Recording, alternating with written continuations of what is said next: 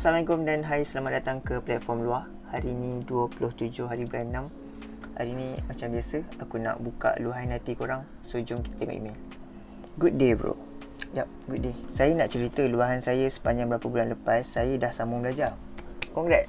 Sebenarnya saya seorang yang suka memerhati secara senyap tentang keadaan yang berlaku di sekeliling saya. Nak cerita, keadaan ni boleh dikatakan point yang saya nak sampaikan ialah mengenai comparison dan relationship atas kehendak atau pilihan lah. Cakap pasal comparison ni memang lebih kepada pasal pelajaran. Even saya dah sambung belajar ke IPTA, kira dah bersyukur bagi saya sebab saya boleh naik ke tahap yang lebih baik. Tapi bila di mana saya duduk dalam sebuah sembang di antara keluarga, saya ibarat dipandang tidak cerdik disebabkan background education, keputusan hanya sekadar memuaskan hati. Benda ini sampai hari ini seperti tanam dalam fikiran mereka. Macam yang pemikiran ni dibandingkan tu, semua pernah rasa memang sakit lah. Cousin yang lain juga pandai. Of course, with all background tu semula SPM and so on. Sebabkan cousin dia pandai, tu berarti dia bodoh ke? Sebab rezeki sebenarnya masing-masing tau. Ada yang macam taruh effort lebih. Ada yang, tahu tak, ada yang dia, contoh dekan ke apa, dia tidur je kerja. Tapi anugerah Allah bagi kat dia, dia pandai. Ada yang kurang baik nasib dia, dia struggle macam nak mati, study macam nak mati, pointer dapat teruk.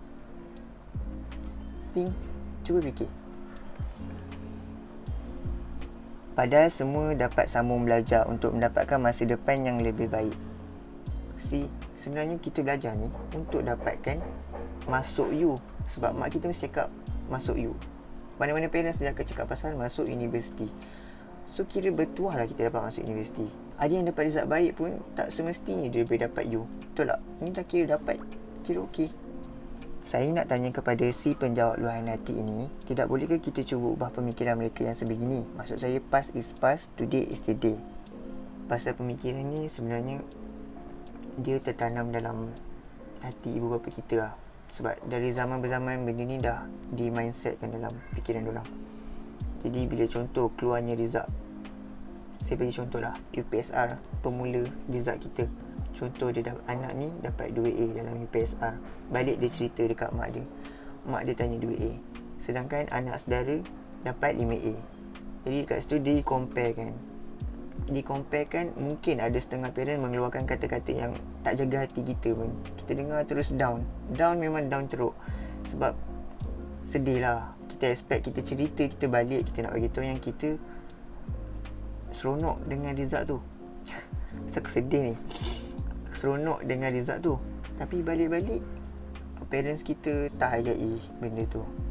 So sebenarnya parents kalau boleh daripada awal UPSR, contoh dia dapat 2A, cuba puji macam, bang, bukan senang nak dapat 2A ni, kira bertuah lah ni, pandainya. Mungkin daripada pujian tu boleh bantu diorang bina semangat untuk PT3 nanti. Macam kami dulu zaman PMR lah, PT3, MR, lepas tu SPM, mungkin boleh dapat lagi result baik. Okay, set lagi dalam mind, banyak jutawan di luar sana tu, ada ke result diorang okey? Ada ke yang habiskan sekolah? Ada ke masuk U? Aku bagi contoh satu, Bill Gates. Bill Gates ni, siapa yang tak kenal? Dia buat Microsoft Word. Semua tu yang kita guna sekarang ni. Dia sebenarnya dia belajar tak habis tau. Dia berhenti. Dia ada satu lagi partner, Steve Ballmer. Steve Ballmer ni dia sambung ijazah juga dengan Bill Gates ni.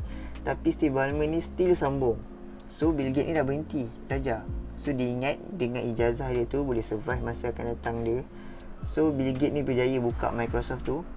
Okay, nak tahu cerita, Steve Ballmer yang ada ijazah tu, dia apply tempat kerja dengan Bill Gates yang tak ada ijazah. Bill Gates ni bos dia. Benda tu semua rezeki masing-masing. Kita tak tahu, kita tak boleh compare benda tu sebenarnya. Kedua, pasal relationship. Okay, dia ada 2 point. Saya tahu masing-masing semua nak memenuhi kehendak sendiri disebabkan keselesaan yang orang tersebut inginkan. Jadi kenapa bila selepas dah dapat result masing-masing masa SEM 1 dan naik SEM 2 berubah terus and lebih pilih kawan. Contohnya this one kurang cerdik, this one bagus untuk berkawan. Kawan yang pertama hari kau kenal kot. Jadi macam tu lah. It's about appreciate friends relationship. Sekian, terima kasih. Okey, untuk poin kedua ni, sebelum aku cakap tu, aku nak terima kasih dulu kepada member kita yang sanggup menggunakan platform luar ni. So, untuk poin nombor 2 ni, aku rasa benda ni, pilih kawan ni sebenarnya dia bermula pasal SEM 1.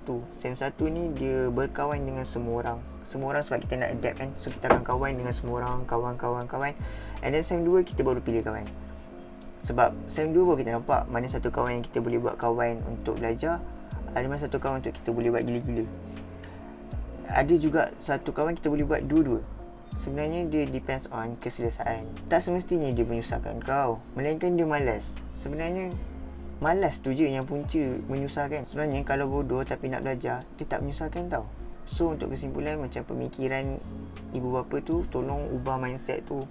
Aku pun tak tahu nak cakap macam mana. Memang comparison tu memang banyak. Daripada zaman dulu sampai sekarang memang compare. Aku hope orang-orang tua, dan bila kita tua nanti kita akan buat perangai macam tu. Dan please, jangan jadikan ukuran pandai atau tak tu sebagai ukuran untuk korang berkawan. Okey, terima kasih kerana menggunakan platform luar sebagai tempat luah korang. Aku appreciate sangat atas effort-effort yang korang boleh sokong aku semua. And then aku tak guna email, aku tak guna Insta, aku tak guna Twitter untuk dapatkan luahan korang, sebab korang tahu siapa yang hantar. Jadi aku gunakan lebih privacy. So aku ada guna satu website ni, nama dia Confess Out. Aku ada letak dekat bawah ni. Nanti korang boleh tengok description. Nanti korang just luah dalam tu, korang akan jadi anonymous. Aku tak tahu siapa yang hantar. So again, thank you for watching video. Kalau suka, like, subscribe. Thank you.